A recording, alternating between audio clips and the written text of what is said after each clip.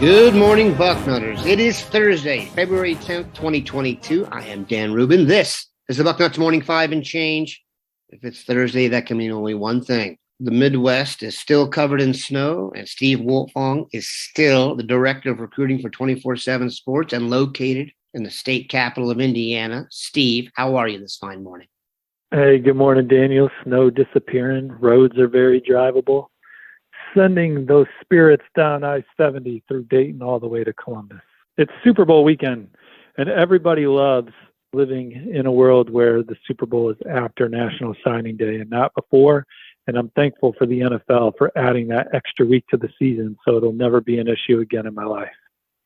That feels like a Wiltfongian statement. I'm not sure anybody else faces the same trials and tribulations like yourself, but the Super Bowl is, of course, a topic we will cover.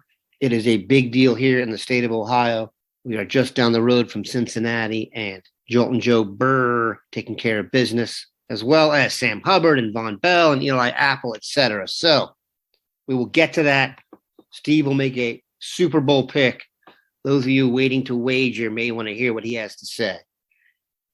Another guy we want to hear what he has to say will be on February 17th, and that guy is Luke Montgomery.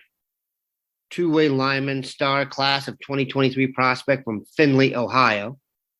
We expect him to play offensive line in college. It's been a classic Midwest battle between Ohio State, Notre Dame, and Michigan. Do you expect Ohio State fans to receive good news on February 17th when it comes to Luke Montgomery? Luke Montgomery going to announce his college decision on CBS Sports HQ on February 17th, as you said. And he was one of the first prospects to emerge nationally, certainly in the Midwest. So he's a prospect that's been able to build relationships with schools for a long time now. Been on a lot of these campuses 4, 5, 6 times. Been to most of them at least twice as finalists. Clemson, Michigan, Notre Dame, Ohio State, Penn State, Oklahoma. My 24/7 Sports crystal ball is on the Buckeyes for Luke Montgomery. I think that it's a school that excites him for a lot of reasons. The new hiring of Justin Fry also an exciting factor for Ohio State at the point of attack. So I like where Ohio State stands going into this announcement. He would be a big pickup for any of these programs. I mean, you're talking about one of the more relentless, quick-twitched players at the point of attack in the country. He's a prospect that some schools coveted on the defensive line. You know, he's obviously a two-way standout at Findlay. He's explosive. His get off, he's twitchy. He can get out in front and block. He can run. He can pull. He's ferocious. He's strong. And then he's still developing physically, too. I think there's still a lot of growth to be had there, but just love everything about him as a prospect. Love the way he moves, change of direction ability.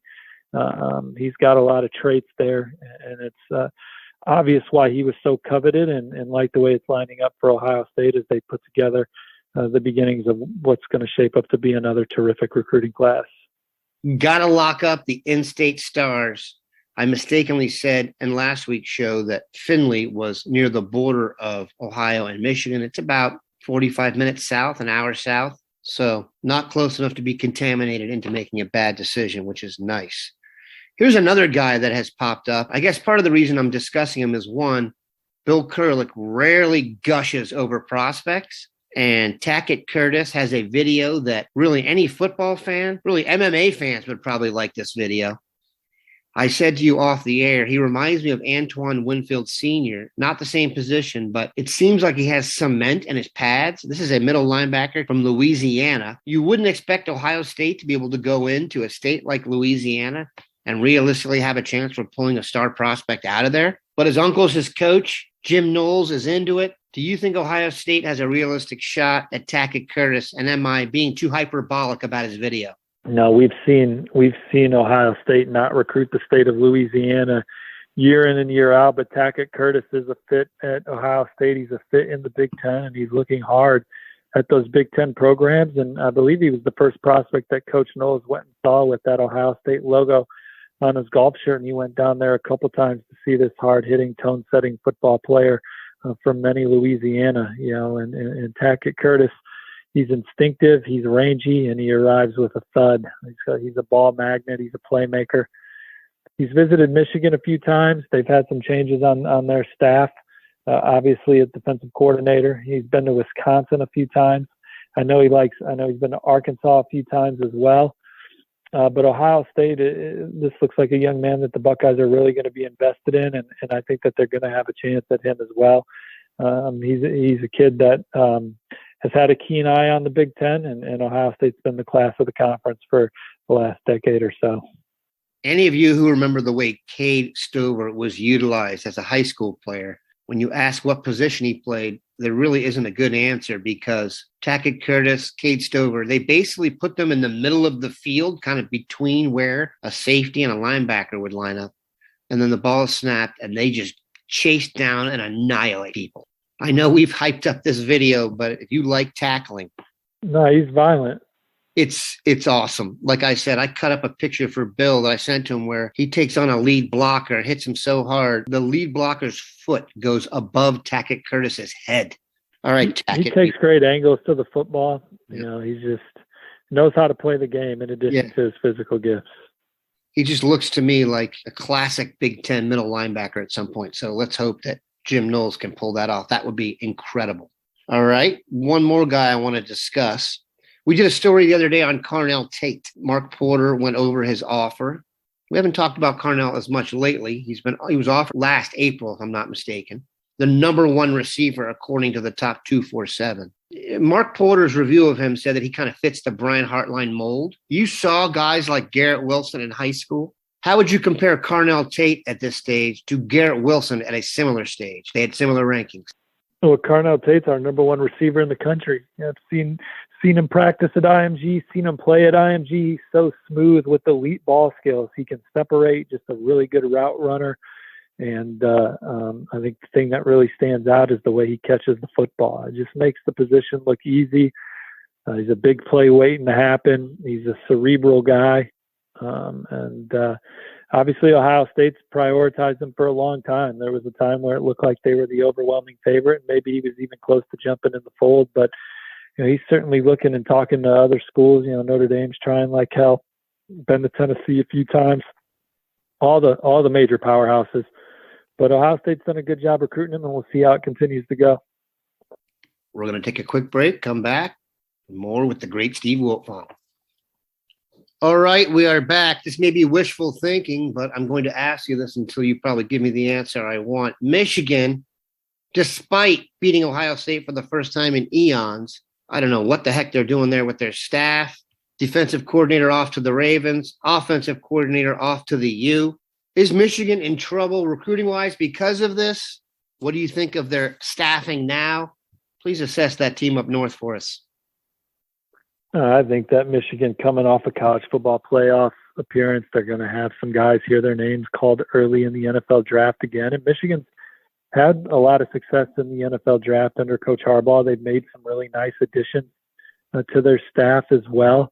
I think that Michigan is going to be just fine from a recruiting standpoint. And they got the number 6 class in the country early on with some good players in the fold. They're in the mix for some key targets moving forward. I think that, losing Mike McDonald and Josh Gaddis, those guys were engaged recruiters on the trail from the coordinator perspective. So, we'll see how Coach Minner and Coach Weiss carry themselves in that regard. But, I think Michigan's in on some guys, and the school has a lot going for it. And they've always recruited well, even when they haven't played to the standards that people think Michigan can play to. Speaking of schools up north, Michigan State has a top 5 recruiting class as of now. Do you believe they can sustain that? Well, for them, you're just trying to sustain a top 20 class, right? And recruit guys that fit your culture, guys with upside that can come in and compete with Ohio State and Michigan year in and year out. That's kind of the Mark D'Antonio recipe of getting guys with high upsides with chips on their shoulders and developing on Mel Tucker's from a recruiting ranking standpoint. Mel Tucker's got a higher ceiling than Coach D'Antonio and those guys did, but we'll see what kind of success that equates to down the road. It equated to 11 wins this past year with a really good transfer portal haul. But they want to build this program through the prep ranks. That's the foundation that they want to have. That's what all the great football teams do. They had a top 25 class last year. They're in the top 10 this year. So you got to love the trajectory of Michigan State football on the recruiting trail right now.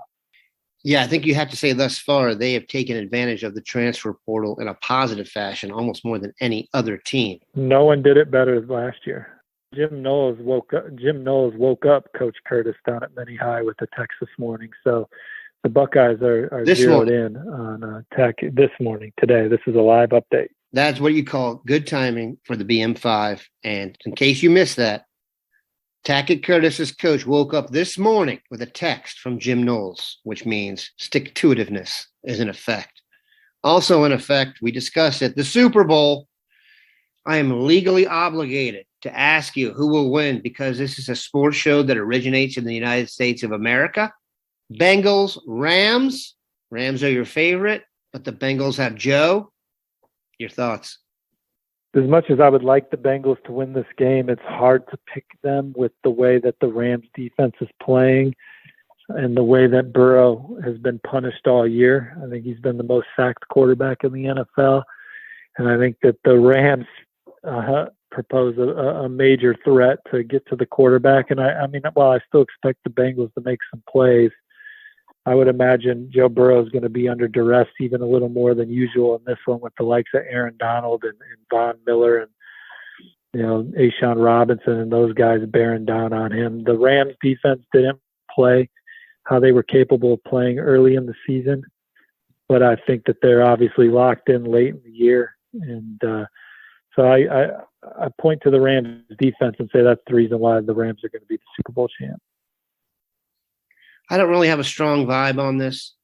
I'm just simply going to pull for the Buckeyes. It was very cool down the stretch of the last game to see Sam Hubbard and Von Bell make huge plays, and we are still claiming Joe Burrow. We appreciate Steve stopping by. Have a good one, Bucknutters. Take care, y'all. See you on the front row.